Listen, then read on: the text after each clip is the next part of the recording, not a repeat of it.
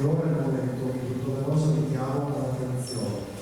Un canto alpino, forse il canto alpino per eccellenza, il Signore del Cielo, del maestro vicentino Giuseppe Verdi De Mazzi.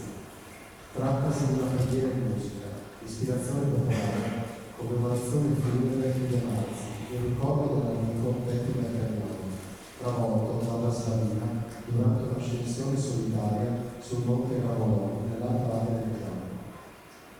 Il grande impatto emotivo ha permesso alla composizione di divenire parte delle raccolte musicali di numerosi cori polifonici popolari, nonché del repertorio della musica d'ordinanza e lunga, che ne esegue in occasione di numerosi concerti, cerimonie civili e militari.